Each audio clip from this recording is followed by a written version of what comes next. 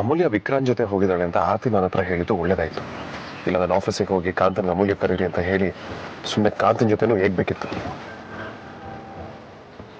ವಿಕ್ರಾಂತ್ ಅಮೂಲ್ಯ ಜೊತೆಲಿದ್ದಾರೆ ಅಂದ್ರೆ ವಿಕ್ರಾಂತ್ ಆಫೀಸಿಗೆ ಬರಲ್ಲ ಅಂತ ಮುಂಚೆನೆ ಹೇಳಿದ್ದಾರೆ. ಸೊ ಅಮೂಲ್ಯ ಕೂಡ ಆಫೀಸಿಗೆ ಬರೋದಿಲ್ಲ. ಅಮೂಲ್ಯನ ಆಫೀಸಿಗೆ ಬಂದಿಲ್ಲ ಅಂದಮೇಲೆ ನಾನು ಅಲ್ಲೋಗಿ ಏನ್ ಮಾಡ್ಲಿ? ಈ ಪ್ರೀತಿ ಒಂಥರ ವಿಚಿತ್ರಪ್ಪ. ಇಷ್ಟು ವರ್ಷದಲ್ಲಿ ನನಗೆ ಆಫೀಸಿಗೆ ಹೋಗ್ಬಾರ್ದು ಅಂತ ಯಾವತ್ತೂ ರೀಸನ್ಸ್ ಹುಡುಕೇ ಇಲ್ಲ. ಇವತ್ತು ಅಮೂಲ್ಯ ಇಲ್ಲದೆ ಇರೋ ಕಾರಣ ಆಫೀಸ್ ಕೂಡ ನನಗೆ ಬೋರ್ ಅನ್ಸೋದಕ್ಕೆ ಶುರು ಆಗ್ತದೆ. ಇದೇ ಅನ್ಸುತ್ತೆ ಲವ್ ಅಲ್ಲಿ ಬಿದ್ದಿರೋದ್ರ ಸೈಡ್ ಎಫೆಕ್ಟ್ಸ್. ಸೈಡ್ ಎಫೆಕ್ಟ್ ಯಾವ್ದ್ರಲ್ಲಿ ಇರೋದಿಲ್ಲ. ತಗೊಳ್ಳೋ ಟ್ಯಾಬ್ಲೆಟ್ ಅಲ್ಲಿ ಕೂಡ ಸೈಡ್ ಎಫೆಕ್ಟ್ ಇರುತ್ತೆ.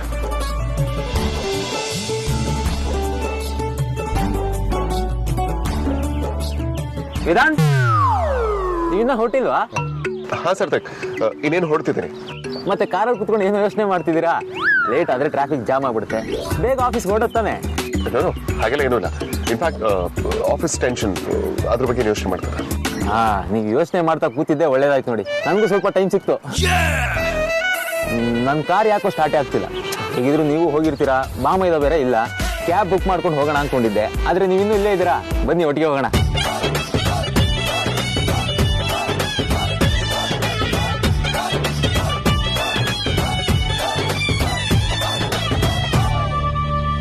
ಕಾರೊಳಗೆ ಕೂತೇ ಬಿಟ್ರಲ್ಲ, ಒಳ್ಳೆ ಪಜಿತಿ. ಮತ್ತೇನು ಯೋಚನೆ ಮಾಡ್ತಿದ್ದೀರಾ? ಬನ್ನಿ ವೇದಾಂತ್. ಸಾರ್ಥಕ್, ನಾನು ಇವತ್ತು ಆಕ್ಚುಲಿ ಆಫೀಸಿಗೆ ಹೋಗ್ತಿಲ್ಲ. ನಾನು ಕ್ಲೈಂಟ್ನ ಮೀಟ್ ಮಾಡೋದಕ್ಕೆ ಹೋಗ್ತಿದ್ದೀನಿ. ನೀವು ಈ ಕಾರ್ ತೊಗೊಂಡು ಹೋಗಿ. Article cab. ಕ್ಲೈಂಟ್ ಮೀಟಿಂಗಾ? ಇವತ್ತು ಯಾವುದು ಮೀಟಿಂಗ್ ಇಲ್ಲ, ಸೊ ಮ್ಯಾನೇಜರ್ಸ್ ಮೀಟಿಂಗ್ ಮಾಡೋಣ ಅಂತ ಕಾಂತನ ಹತ್ರ ಹೇಳಿದ್ರು ಅಂತಲ್ಲ. ನಾನು ಅದಕ್ಕೆ ಆದ್ಯ ಆರ್ಗ್ಯಾನಿಕ್ಸ್ ಮ್ಯಾನೇಜರ್ಸ್ಗೆಲ್ಲ ವಿತ್ ರಿಪೋರ್ಟ್ ರೆಡಿ ಇರಿ ಅಂತ ಹೇಳಿದ್ದೀನಿ. ಈ ಕಾಂತ ನನ್ನ ಸ್ಕೆಡ್ಯೂಲ್ ಯಾಕೆ ಊರು ತುಂಬ ಟಾಮ್ಟ ಮಾಡ್ತಾರೆ. ಕರ್ಮ ಕರ್ಮ. ನಾನು ಹೇಳಿದ್ ಕರೆಕ್ಟ್ ಅಲ್ವಾ? ಇವತ್ತು ನಿಮ್ ಶೆಡ್ಯೂಲ್ ಫ್ರೀ ಇದೆ ತಾನೆ? ಇಲ್ಲ ಇಲ್ಲ ಇಲ್ಲ ಇಲ್ಲ ಸಾರ್ಥಕ್, ಸಾರ್ಥಕ್ ಶರ್ಮಾಸ್ ಅವ್ರ ಕಂಪನಿ ಜೊತೆ ಮೀಟಿಂಗ್ ಇದೆ. ಅವ್ರಿಗೆ ಬರ್ತೀನಿ ಅಂತ ಹೇಳಿದ್ದೀನಿ. ಲವ್ಸಿಕ್ ಅಂತ ಕನ್ಫ್ಯೂಸ್ ಮಾಡ್ಕೊಂಡ್ಬಿಟ್ಟಿದ್ದಾರೆ. ಆದ್ರೆ ಅವರು ಆದ್ಯ ಆರ್ಗ್ಯಾನಿಕ್ಸ್ ಕ್ಲೈಂಟ್ ಅಲ್ವಲ್ಲ? ಅವ್ರ ಡೀಲ್ನ ಮೊನ್ನೆ ತಾನೆ ನೀವೇ ಕ್ಲೋಸ್ ಮಾಡಿದೀವಿ. ಎಲ್ಲ ಫಾರ್ಮಾಲಿಟೀಸ್ ಮುಗ್ದೋಗಿದೆ. ಬನ್ನಿ ಹೊರಡೋಣ. ಸಾರ್ಥಕ್, ನೀವು ಹೊರಟಿರಿ, ನಾನು ಆಮೇಲೆ ಬರ್ತೀನಿ. ನನಗೆ ಬೇರೆ ಕೆಲಸ ಇದೆ, ಅದನ್ನೇನು ಅಂತ ಹೇಳೋದಕ್ಕಾಗಲ್ಲ. ಓಹೋ, ಅಲ್ಲ, ನಾನು ಮುಂಚೆನೆ ಏನ್ ಯೋಚನೆ ಮಾಡ್ತಿದ್ದೀರಾ ಅಂತ ಕೇಳಿದಾಗ್ಲೇ ನೀವು ವಿಷಯ ಹೇಳೋದಲ್ವಾ? ನೀವು ಹೇಳ್ಬಿಟ್ಟಿದ್ರೆ ನಾನು ಇಷ್ಟೆಲ್ಲ ಪ್ರಶ್ನೆ ಕೇಳ್ತಾನೆ ಇರಲಿಲ್ಲ. ಪರವಾಗಿಲ್ಲ, ನಾನೇ ಕ್ಯಾಬ್ ಬುಕ್ ಮಾಡ್ಕೊಂಡು ಹೋಗ್ತೀನಿ. ನೀವು ಕ್ಯಾರಿ ಅಂತ.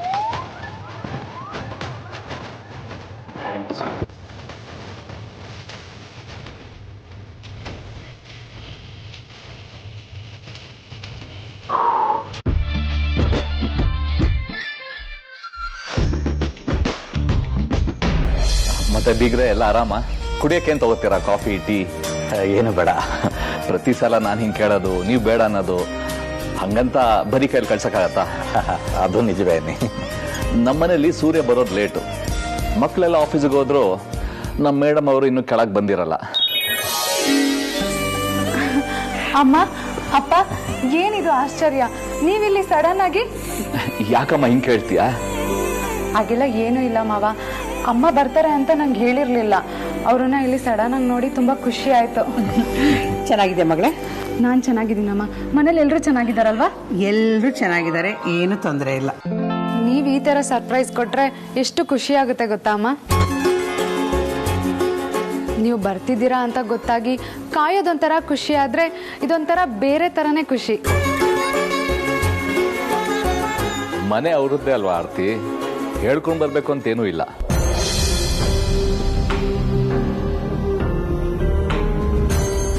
ಸುಹಾಸಿನಿ, ಕೆಳಗ್ ಬಾ, ಯಾರು ಬಂದಿಯಾರ ನೋಡು.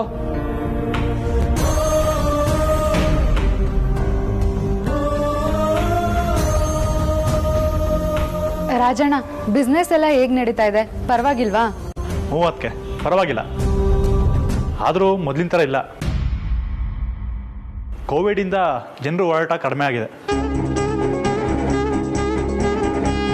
ತೀರಾ ಅನಿವಾರ್ಯ ಇದ್ದಾಗ ಮಾತ್ರ ಜನ ಹೊರಗೆ ಬರ್ತಾ ಇದ್ದಾರೆ.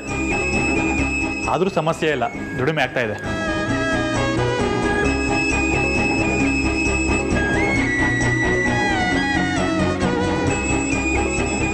ಒಳ್ಳೇದು ರಾಜಣ್ಣ. ನೀವು ಅದಕ್ಕೆನ ಹುಡುಕ್ತಾ ಇದ್ದೀರಾ ಅಂತ ಗೊತ್ತಾಯ್ತು. ಬನ್ನಿ ಅವ್ರ ರೂಮಿಗೆ ಹೋಗೋಣ. ಆರ್ತಿ, ಹಂಗೆ ಬೀಗರಿಗೆ ಕುಡಿಯೋಕೆ ತಿನ್ನಕ್ಕೆ ವ್ಯವಸ್ಥೆ ಮಾಡಮ್ಮ. ಆಯ್ತು ಮಾವ. ಅಯ್ಯೋ ತಿಂಡಿ ಎಲ್ಲ ಏನು ಬೇಡ ಬಿಗ್ರೆ, ನಾನು ತಿಂಡಿ ತಿನ್ಕೊಂಡೇ ಬಂದೆ.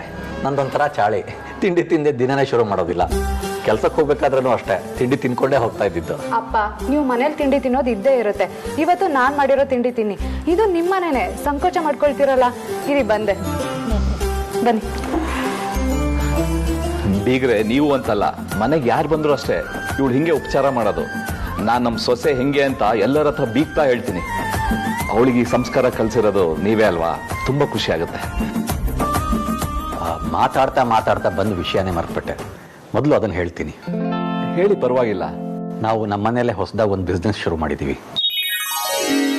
ಹೌದಾ? ಏನ್ ಬಿಸ್ನೆಸ್? ಬಿಸ್ನೆಸ್ಸು ಅಂದರೆ ಚಿಕ್ಕದಾಗಿ ಮೆಸ್ ಶುರು ಮಾಡ್ಕೊಂಡಿದ್ದೀವಿ ಬೀಗ್ರೆ. ಸದ್ಯಕ್ಕೆ ಊಟ ಮಾತ್ರ ಕೊಡೋದು ಅಂತ ಅನ್ಕೊಂಡಿದ್ದೀವಿ. ಮುಂದೆ ಜನ ಚೆನ್ನಾಗಿ ಬಂದರೆ ತಿಂಡಿನೂ ಇಡಬಹುದು ಅಂತ ಆಲೋಚನೆ ಇದೆ. ಸೂಪರ್ ಅಲ್ವಾ? ಈ ಥರದ್ದೇನಾದ್ರೂ ಮಾಡ್ತಾ ಇರಬೇಕು. ಒಳ್ಳೆ ಕೆಲಸ ಮಾಡಿದ್ರಿ. ನಾನು ನಿಮ್ಮನ್ನು ಮೊದಲೇ ಊಟ ಕರಿಬೇಕು ಅಂತ ಅಂದ್ಕೊಂಡಿದ್ದೆ, ಆದರೆ ಕೆಲಸದ ಗಡಿಬಿಡಿಲಿ ಅದಾಗಲಿಲ್ಲ.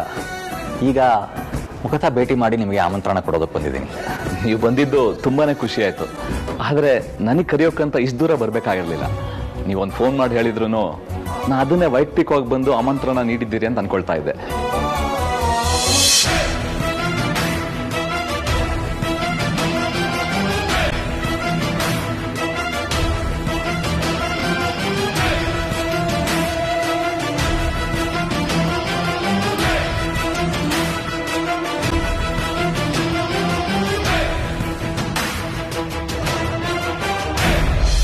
ಸುಹಾಸಿನಿ ಏನು ಮಾಡ್ತಾ ಇದೆ? ಸುಹಾಸಿನಿ ಕೈ ಬಿಡು. ಸುಹಾಸಿನಿ, ಸುಹಾಸಿನಿ ಏನ್ ಮಾಡ್ತಾ ಇದೀಯಾ? ಏನ್ ಮಾಡ್ಬೇಕೋ ಅದನ್ನೇ ಮಾಡ್ತಾ ಇದೀನಿ. ನಿನಗೇನಾದ್ರೂ ತಲೆ ಕೆಟ್ಟಿದ್ಯಾ ಸುಹಾಸಿನಿ? ಮನೆಗೆ ಬೀಗರು ಬಂದಿದ್ದಾರೆ, ನಾನು ಅವ್ರ ಜೊತೆ ಮಾತಾಡ್ತಾ ಕೂತಿದ್ದೀನಿ. ಅದ್ರ ಮಧ್ಯದಲ್ಲಿ ನೀನ್ ಈ ತರ ಕೈ ಹಿಡ್ದು ಎಳ್ಕೊಂಡ್ ಬಂದ್ರೆ ಅವ್ರು ಏನ್ ಅನ್ಕೋತಾರೆ? ನೀವು ಮಾತಾಡ್ತಾನೆ ಇರ್ತೀರಾ ಅಂತಾನೆ ನಾನು ನಿಮ್ ಕೈ ಹಿಡಿದು ಕರ್ಕೊಂಡ್ ಬಂದಿದ್ದು. ಆದ್ರೆ ಅದಕ್ಕೆ ಅಂತ ಒಂದು ರೀತಿ ನೀತಿ ಇರುತ್ತೆ ಅಲ್ವಾ? 3 ಹೊತ್ತು ಮ್ಯಾನರ್ಸ್ ಶಿಸ್ತು ಅಂತ ಮಾತಾಡೋ ನಿನಗೆ ಇದು ಮ್ಯಾನರ್ಸ್ ಇರೋರು ಮಾಡೋ ಕೆಲಸ ಅಲ್ಲ ಅಂತ ಗೊತ್ತಾಗ್ಲಿಲ್ವಾ? ನನ್ನ ಮ್ಯಾನರ್ಸ್ ಡಿಸಿಪ್ಲಿನ್ ಅಲ್ಲ, ನನ್ನ ಸ್ಟೇಟಸ್ಗೆ ಕರೆಕ್ಟ್ ಆಗಿರೋರ ಹತ್ರ ಮಾತ್ರ. ಬೀದಿಲ್ ಹೋಗೋರೆಲ್ಲ ಬಂದ್ ಸೋಫಾ ಮೇಲೆ ಕೂತ್ಬಿಟ್ರೆ ನಾನು ಅದಕ್ಕೆಲ್ಲ ಸೊಪ್ಪು ಹಾಕೊಳ್ಳಲ್ಲ. ಸಾಕು, ಸುಮ್ನಿರು ಸುಹಾಸಿನಿ. ಮನೆಗೆ ಯಾರೇ ಬಂದ್ರು ನಾವು ಅವ್ರನ್ನ ಗೌರವದಿಂದ ಕಾಣ್ಬೇಕು. ಅಂತದ್ರಲ್ಲಿ ಇವರು ನಮ್ ಬೀಗರು. ನೋಡಿ ಶ್ರೀಧರ್, ಮತ್ತೆ ಮತ್ತೆ ಬೀಗ್ರು ಅನ್ನೋ ಪದನ ಬಳಸಬೇಡಿ. ಬಿಕಾರಿಗಳೆಲ್ಲ ಬೀಗ್ರಾಗಿದ್ದಾರೆ ಅನ್ನೋದೇ ನನ್ ದೊಡ್ಡ ಟೆನ್ಷನ್. ಅವ್ರನ್ನ ಹಾಗೆಲ್ಲ ಬಿಕಾರಿಗಳು ಅನ್ಬೇಡ ನೀನು. ನನಗ್ ಗೊತ್ತು ಶ್ರೀಧರ್, ನಮ್ಮ ಮನೆಯವ್ರಿಗೆಲ್ಲ ಅವ್ರ ಮನೆಯವ್ರ ಮೇಲೆ ಸ್ವಲ್ಪ ಪ್ರೀತಿ ಜಾಸ್ತಿನೇ ಇದೆ ಅಂತ. ಒಂದ್ಸಲಿ ಇಡೀ ಮನೆನ ಕ್ಲೀನ್ ಮಾಡಿ ಕರೆಕ್ಟ್ ಆಗಿ ಚೆಕ್ ಮಾಡಿಸ್ಬೇಕು. ಯಾರಿಗ್ ಗೊತ್ತು, ಆ ಅಡ್ಗೆ ಮಾಡೋ ಹೆಂಗ್ಸು ಮತ್ತೆ ಕಂಡಕ್ಟರ್ ಸೇರ್ಕೊಂಡು ಈ ಮನೇಲಿ ಏನೋ ಮಾಟ ಮಂತ್ರ ಮಾಡಿಟ್ಟಿರ್ಬೇಕು. ನಿನ್ ತಲೆಯಲ್ಲಿರೋ ಕೆಟ್ಟ ಬುದ್ಧಿಗೆ ಯಾವ ಮಾಟ ಮಂತ್ರನೂ ವರ್ಕ್ ಆಗಲ್ಲ. ಅದಕ್ಕಿಂತ ಡೇಂಜರ್ ನೀನು. ನಾವಲ್ಲಿ ಮಾತಾಡ್ತಾ ಕೂತಿದ್ರೆ ನನ್ ಕೈ ಹಿಡ್ಕೊಂಡು ಎಳ್ಕೊಂಡ್ಬಂದು ಇಲ್ಲಿ ನಾನ್ಸೆನ್ಸ್ ಮಾತಾಡ್ತಾ ಇದ್ಯಾ? ಅದನ್ನ ಮಾತಾಡೋದು ಅವರು ಅದನ್ನೇ ಮಾಡಕ್ ಬಂದಿರೋದು. ಅವ್ರ ಕತೆ ಹೊಡಿತಾರೆ ಅಂತ ನೀವೆಲ್ಲ ತಲೆ ಹಾಕೊಂಡ್ ಕೂರೋದಲ್ಲ. ಅವ್ರು ಏನ್ ಮಾತಾಡಕ್ ಬಂದಿದ್ದಾರೆ ಅನ್ನೋ ಕಲ್ಪನೆನಾದ್ರೂ ಇದೆಯಾ ನಿಮ್ಗೆ? ನಮ್ಮನ್ನೆಲ್ಲ ಅವ್ರ ಮನೆಗೆ ಬನ್ನಿ ಅಂತ ಕರೆಯೋಕ್ ಬಂದಿದ್ದಾರೆ ಅಷ್ಟೇ. ಅವ್ರು ಹೇಳ್ಬಿಟ್ರು, ಇವ್ರು ಅದನ್ನ ನಂಬಿಟ್ರು. ಶ್ರೀಧರ್ ಅವರೆಲ್ಲ ಹೇಳೋದು ದೊಡ್ಡ ದೊಡ್ಡ ಸುಳ್ಳುಗಳೇನೆ. ಹೊಸದಾಗಿ ಬಿಸ್ನೆಸ್ ಸ್ಟಾರ್ಟ್ ಮಾಡ್ತಿದಾರಲ್ಲ, ಅದಕ್ಕೆ ಹಣ ಸಹಾಯ ಮಾಡಿ ಅಂತ ಇಂಡೈರೆಕ್ಟ್ ಆಗಿ ಭಿಕ್ಷೆ ಬೇಡಕ್ ಬಂದಿರೋದು. ನಾವು ಮಾತಾಡ್ತಾ ಇರುವಾಗ ನೀನು ಬಂದು ಕೂತಿದ್ರೆ ವಿಷಯ ಏನು ಅಂತ ನಿಂಗೆ ಅರ್ಥ ಆಗ್ತಾ ಇತ್ತು. ನಿನ್ ಮನ್ಸಲ್ಲಿರೋ ಕೆಟ್ಟ ಆಲೋಚನೆಗಳೇ ಎಲ್ಲರ ಮನ್ಸಲ್ಲೂ ಇರುತ್ತೆ ಅಂತ ಅನ್ಕೋಬೇಡ. ಅವರು ಆ ವಿಷಯಕ್ಕೆ ಬಂದೇ ಇಲ್ಲ. ಹಾಗೇನಾದ್ರೂ ಇದ್ದಿದ್ರೆ ಅವ್ರು ಈಗಾಗಲೇ ಆ ವಿಷಯ ಮಾತಾಡ್ತಾ ಇದ್ರು, ಅದನ್ನ ತಿಳ್ಕೊ. ನಿಮ್ಗಳ ಬುದ್ಧಿಗೆ ಮಂಕು ಬುದ್ಧಿ ಹಚ್ಚಿದಾರ ಅವರು. ಅವ್ರು ಯಾವ್ದನ್ನು ನೇರವಾಗಿ ಮಾಡಲ್ಲ ಶ್ರೀಧರ್. ಎಲ್ಲದನ್ನು ನಾಜೂಕಾಗಿ ಅವ್ರ ಹೆಣ್ಮಕ್ಳನ್ನ ಮುಂದೆ ಇಟ್ಕೊಂಡು ಮಾಡ್ತಾರೆ. ಕೊತ್ತೆ ಆಗ್ದಿರೋ ತರ ರೇಷ್ಮೆ ಬಟ್ಟಲಿ ಕಲ್ ಸುತ್ಕೊಂಡು ಹೊಡೆಯೋ ಜನ ಅವರು. ಮುಖ ನೋಡಿದ್ರೆ ಗೊತ್ತಾಗಲ್ವಾ ಅವ್ರು ಬೇಡದಕ್ಕೆ ಬಂದಿರೋದು ಅಂತ. ನೀನ್ ಯಾಕೆ ಹೀಗೆ ಸುಹಾಸಿನಿ? ಎಲ್ರಿಗೂ ವಯಸ್ಸಾಗ್ತಾ ಇದ್ದಂಗೆ ಮೆಚುರಿಟಿ ಜಾಸ್ತಿ ಆಗುತ್ತೆ ಅಂತಾರೆ, ಆದ್ರೆ ನಿನಗೆ ದಿನ ಕಳೆದ ಹಾಗೆ ಸಣ್ಣ ಬುದ್ಧಿನೇ ತೋರಿಸ್ತಾ ಇದೆಯಲ್ಲ. ನಾನ್ ಯಾಕೆ ಹೀಗೆ ಅಂತಲ್ಲ, ನೀವುಗಳೆಲ್ಲ ಯಾಕೆ ಹೀಗೆ ಅಂತ ಕೇಳ್ಕೊಳ್ಳಿ. ಮೊದಲೇ ಹೇಳ್ದೆ ಈ ಮಿಡಲ್ ಕ್ಲಾಸ್ ಜನಗಳನ್ನ ನೆಂಟರು ಮಾಡ್ಕೊಡೋದು ಬೇಡ ಅಂತ. ಆದ್ರೆ ನನ್ನ ಮಾತನ್ನ ಯಾರು ಕೇಳಲೇ ಇಲ್ಲ. ಈಗ ಅನುಭವಿಸ್ತಾ ಇದೀವಲ್ಲ, ಸತ್ರು ಮುಗಿದೇ ಇರೋ ಗೋಳು. ಸುಹಾಸಿನಿ, ಮಾತಾಡ್ಬೇಡಿ ನೀವು. ಇಷ್ಟೊತ್ತು ಅಭಿಕ್ಷಕರು ಪರ ಒರೆಸ್ಕೊಂಬಂದಿದ್ ಸಾಕು. ಮಾತಾಡಿ ಮಾತಾಡಿ ಮರಳು ಮಾಡಿ ಇಕ್ಕಟ್ಟಲ್ಲಿ ಸಿಕ್ಕಾಕ್ಸೋರ್ ಬುದ್ಧಿ ನಿಮಗ್ ಗೊತ್ತಿಲ್ಲ. ಆದ್ರೆ ಒಂದು ವಿಷಯ ನೆನ್ಪಿಟ್ಕೊಳ್ಳಿ, ಈ ಮನೆಯಿಂದ ಆ ಮನೆಗೆ ಒಂದೇ ಒಂದ್ ನಯೋ ಪೈಸಾ ಹೋಗಕ್ಕೂ ನಾನ್ ಬಿಡಲ್ಲ. ಅಪ್ಪ ಮಗ ಇಬ್ರು ಸೇರ್ಕೊಂಡು ನನ್ನ ಬರ್ಬಾದ್ ಮಾಡ್ಬೇಡಿ.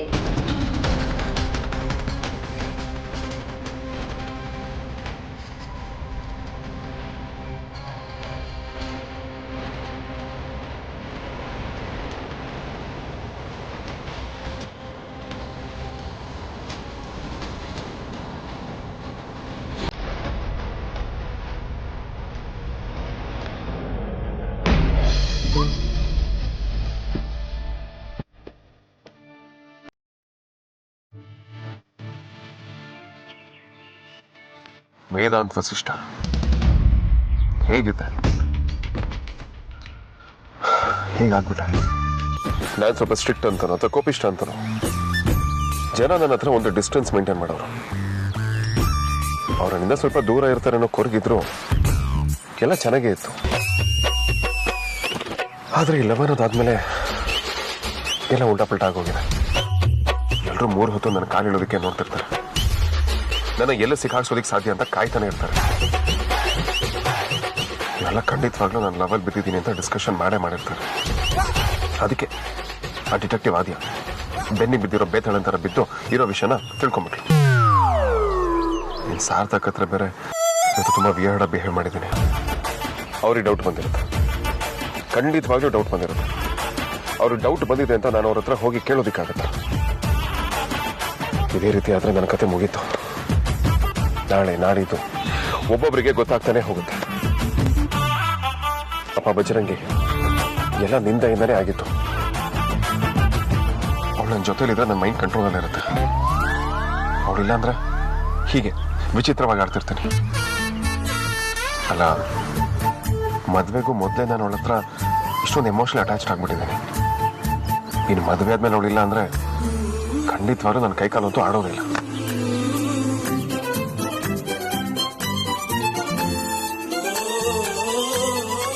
ನನಗೆ ಹೇಳಿದೆ ಕೇಳಿದೆ ಎಲ್ಲಿಗೆ ಹೋದೆ ನೀನು? ಮೆಸೇಜ್ಗಳಿಗೆ ರಿಪ್ಲೈ ಮಾಡ್ತೀರಾ, ವಾಪಸ್ ಕಾಲ್ ಬ್ಯಾಕ್ ಕೂಡ ಮಾಡ್ತೀರಾ. ಈಗ ವಿಕ್ರಾಂತ್ ಜೊತೆ ಎಲ್ಲ ಹೊರಗಡೆ ಹೋಗಿದ್ದಿಲ್ಲ, ನನಗೆ ಕರೆದಿದ್ದಿದ್ರೆ ನಾನು ಬರಲ್ಲ ಅಂತ ಹೇಳ್ತಿದ್ದೆ. ನೀನು ಇಲ್ಲೇ ಏನೇ ನಾನು ಮೋಸ್ತಿದ್ದೀನಿ ಗೊತ್ತಾ? You have no idea. ಆದಷ್ಟು ಬೇಗ ಕಾಲ್ ಬ್ಯಾಕ್ ಮಾಡಿ.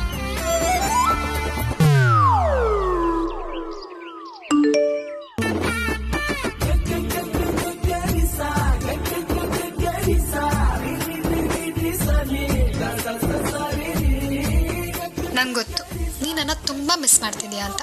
ನಾನು ನಿನ್ನ ತುಂಬ ಮಿಸ್ ಮಾಡ್ತಿದ್ದೀನಿ. ಜೊತೆಲಿ ವಿಕ್ಕಿ ಬಾಬಾ ಇದ್ದಿದ್ದರಿಂದ ಫೋನ್ ಎತ್ತಕ್ಕೆ ಮೆಸೇಜ್ ಮಾಡೋಕ್ಕೆ ಆಗಲಿಲ್ಲ. ತುಂಬ ಇಂಪಾರ್ಟೆಂಟ್ ಕೆಲಸ ಇದ್ದಿದ್ದರಿಂದ ಹೊರಗೆ ಬಂದಿದ್ದೀವಿ ವೇದಾಂತ್. ನಿಮಗೆ ಆಫೀಸ್ ಕೆಲಸ ಇದ್ದಿದ್ದರಿಂದ ನಿನ್ನನ್ನು ಡಿಸ್ಟರ್ಬ್ ಮಾಡೋದಕ್ಕೆ ಇಷ್ಟ ಇರಲಿಲ್ಲ. ನಾಳೆ ಸಿಗ್ತೀನಿ. Love you, love you, love you. Miss you, love you ಅಂತೆಲ್ಲ ಹೇಳಿ ಬಾಯಿ ಮುಚ್ಚಿಸ್ಬಿಡ್ತಾನೆ. ಬಾಯಿ ಬಡಿಕೆ.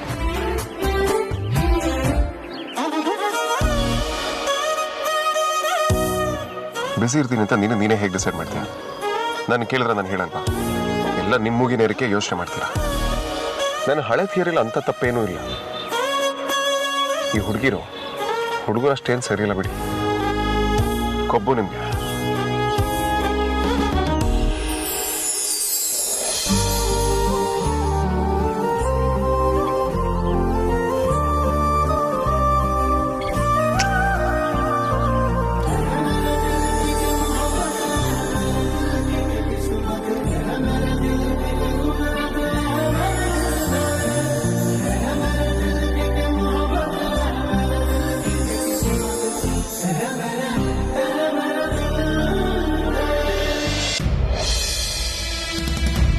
ಓ ಅಮ್ಮ, don't call me like that. ನೀವ್ ಹೇಳೋದನ್ನ ಕೇಳೋಕಲ್ಲ, ಯಾವತ್ತೋ ಮುಗ್ದೈತಲ್ಲ ಸುಹಾಸಿನಿ ಅವರೇ. ಆ ಭಾಗ್ಯನ ನಂಗೆ ಕೊಡ್ಸಿದ್ ಕೂಡ ತಾವೇ. ಥರ್ಡ್ ಕ್ಲಾಸ್ ಜನಗಳೆಲ್ಲ ಒಟ್ಟಿಗೆ ಇವತ್ತು ಬಂದು ನಮ್ಮನೆಗೆ ಸೇರ್ಕೊಂಡಿದ್ದಾರೆ. ಥರ್ಡ್ ಕ್ಲಾಸ್ ಮೈಂಡ್ ಸೆಟ್ಟಲ್ಲಿ ಅದೇ ಥರ ಕನ್ನಡಕ ಹಾಕೊಂಡು ನೋಡಿದ್ರೆ ಎಲ್ಲರೂ ಹಾಗೆ ಕಂತಾರಲ್ವಾ? ದೃಷ್ಟಿ ಬದಲಾದ್ರೆ ಎಲ್ಲ ಚೆನ್ನಾಗೇ ಕಾಣುತ್ತೆ. ಮುಚ್ಚೋ ಬಾಯಿ. ಅವ್ರೇನೋ ಬೇಡದಕ್ಕೆ ಬಂದಿದ್ದಾರೆ, ಆದ್ರೆ ನೀನ್ ಯಾಕೆ ಬಂದಿದ್ಯೋ ಬಡವಾ? ನಿನ್ನ ಪಾಲ್ಗೆ ಈ ಮನೆ ಯಾವತ್ತೋ ಮುಗ್ದೋಗಿರೋ ಅಧ್ಯಾಯ. ಇಲ್ಲಿ ನಿನಗೇನು ಗಿಟ್ಟಲ್ಲ ಅಂತ ನಿನಗ್ ಗೊತ್ತಿಲ್ವಾ ಧ್ರುವ?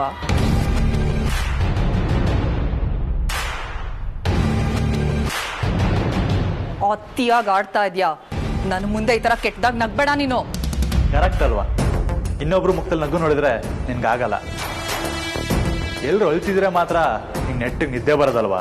ಧ್ರುವ, ನಿನ್ ಭ್ರಮೆ ನೋಡಿದ್ರೆ ನನ್ಗಲ್ಲ, ಯಾರಿಗಾದ್ರೂ ನಗು ಬರಲೇಬೇಕು. ಅದೇನೋ ಗಿಟ್ಟಲ್ಲ ಅಂದಿಲ್ಲ, ಒಂದ್ಸಲ ಯೋಚನೆ ಮಾಡು. ನನ್ಗೆ ಗಿಟ್ಬೇಕಾಗಿದೆ? ಈ ಮನೆನೇ ನಂದಾಗಿರುವಾಗ ರಮೇಲ್ ಬದುಕ್ತಾ ಇರೋ ನೀನು. ನನಗೇನಾದ್ರೂ ಈ ತರ ಮರ್ಯಾದೆ ಹೋಗಿದ್ದಿದ್ರೆ ಇಷ್ಟೊತ್ತಿಗೆ ಆಲ್ರೆಡಿ ಕೆರೆನೋ ಬಾವಿನೋ ನೋಡ್ಕೋತಾ ಇದ್ದೆ. ಆದ್ರೆ ನೀನು ಮರ್ಯಾದೆ ಬಿಟ್ಟು ನಿಂತಿರೋನು ಅಲ್ಲ ಧ್ರುವ. ವೇದಾಂತ್ ಇಲ್ದೇ ಇರೋ ಟೈಮ್ ನೋಡ್ಕೊಂಡು ಪದೇ ಪದೇ ಮನೆಗೆ ಬರ್ತಾ ಇದೆಯಲ್ಲ, ಪದೇ ಪದೇ ಒಂದ್ ಕಣ್ ಮುಂದೆ ಕಾಣಿಸ್ಕೊಂಡ್ರೆ ಹೋದ್ಸತಿ ನಿನ್ನ ಕುತ್ತಿಗೆ ಹಿಡಿದು ದಬ್ಬದ್ನಲ್ಲ, ಅದೇ ತರ ಮತ್ತೆ ದಪ್ತಾನೆ ತಿಳ್ಕೊ. ಹೌದು, ನಾನ್ಯಾಕೆ ನಿಂತರ ಇಷ್ಟೆಲ್ಲ ಮಾತಾಡ್ತಾ ಇದ್ದೀನಿ? ನಿನ್ ಭಯ, ನಿನ್ನ ಆತಂಕ, ನಿನ್ ಟೆನ್ಷನ್ ಹೇಳ್ತಾ ಇದೆ ನೀನೀಗ ಇನ್ಸೆಕ್ಯೂರಿಟಿಲಿ ಇದೆಯಾ ಅಂತ. ಸ್ವಲ್ಪ ಲೇಟ್ ಆಗುತ್ತೆ ಅಂತ ಅಂದ್ಕೊಂಡಿದ್ದೆ. ಪರವಾಗಿಲ್ಲ, ಆ ಸ್ಥಿತಿ ನಿಂಗೆ ಬೇಗನೆ ಬರೋ ತರ ಕಾಣ್ತಾ ಇದೆ. ಮುಚ್ಚೋ ಬಾಯಿ. ಕರೆಕ್ಟ್. ಹೆಸರಿಗೆ ಕಲ್ಲಾಕೋ ಕೆಲಸ ನಾನು ಮಾಡಲ್ಲ. ಯಾಕಂದ್ರೆ ಗಲೀಜಾಗೋದಕ್ಕೆ ನನಗಿಷ್ಟ ಇಲ್ಲ. ಈ ಸುಹಾಸಿನಿ ವಸಿಷ್ಠಾಗೆ ಕೆಸರು ಅನ್ನೋಷ್ಟು ಕೊಬ್ಬ ನಿನಗೆ.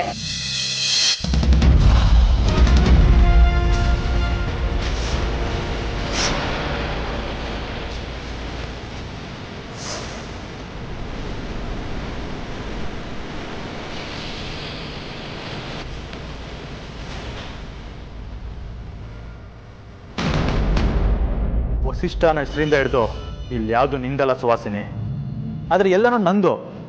ನಿನ್ನನ್ನು ಕೆಣಕ್ತಿ ಅಂತ ಹೇಳ್ತಾ ಇದ್ದೀನಿ. ಆದಷ್ಟು ಬೇಗ ಈ ಮನೆಗೆ ಧ್ರುವ ವಸಿಷ್ಠಕ್ಕೆ ವಾಪಸ್ ಬರ್ತೀನಿ. ನಾನು ಮಾಡೋದನ್ನ ಹೇಳ್ತೀನಿ, ಹೇಳೋದನ್ನ ಮಾಡೇ ಮಾಡ್ತೀನಿ. ಎಷ್ಟು ಅಂತ ನನ್ನ ಹತ್ರ ಬೊಗಳೆ ಬಿಡ್ತೀಯಾ? ನಿನ್ನ ಗೊಡ್ಡು ಬೆದರಿಕೆಗೆಲ್ಲ ಜಗ್ಗೋಳಲ್ಲ ನಾನು. ಮನೇಲಿರೋನ್ನ ಆಚೆ ಹಾಕಿದೀನಿ ಅಂದ್ಮೇಲೆ ಆಚೆ ಇರೋನ್ನ ಮನೆ ಒಳಗಡೆ ಬರಕ್ ಬಿಡ್ತೀನ? ಅವತ್ತಿನ ಕಾಲನೇ ಬೇರೆ, ಇವಾಗಿನ ಕಾಲನೇ ಬೇರೆ. ಬರ್ತೀನಿ ಅಂದಮೇಲೆ ಬಂದೇ ಬರ್ತೀನಿ. ಹೇಗೆ ಅಂತ ನೀನೇ ನೋಡ್ತೀಯ, ಅದನ್ನ ನೀನ್ ನೋಡ್ಬೇಕು ಕೂಡ. ನಾನು ಬಂದೇ ಬರ್ತೀನಿ ಅನ್ನೋದಕ್ಕೆ ಪ್ರೂಫ್ನ ಇವತ್ತು ನಾನು ನಿಂಗೆ ತೋರಿಸ್ತೀನಿ. ಅಲ್ಲಿ ತನಕ ನೀನು ನಿನ್ನ ಲಿಮಿಟ್ಸಲ್ಲಿರು.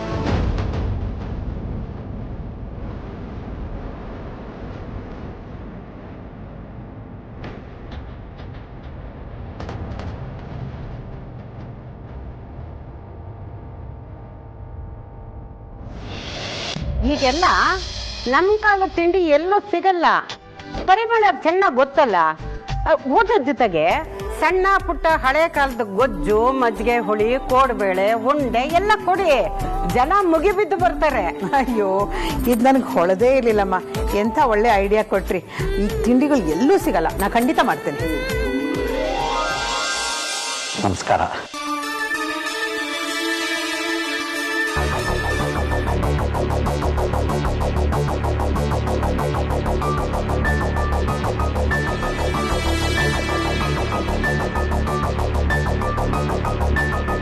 ನಮಗೆ ತಡ ಆಗ್ತಾ ಇದೆ.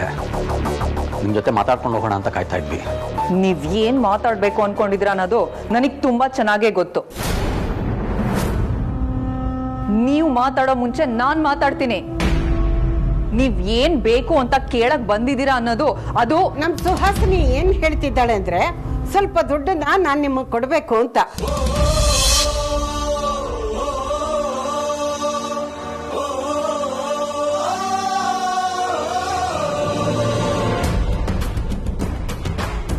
ನಾವು ಕೊಡೋ ದುಡ್ಡನ್ನ ಸಹಾಯ ಮತ್ತೊಂದು ಅಂತ ಅಂದ್ಕೋಬೇಡಿ.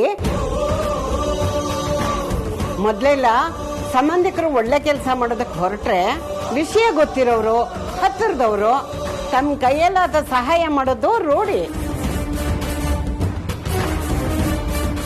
ನಾನು ಅದೇ ವಾಡಿಕೆಯಲ್ಲಿ ದುಡ್ಡನ್ನ ಕೊಡ್ತಾ ಇದ್ದೀನಿ, ತಗೊಳ್ಳಿ.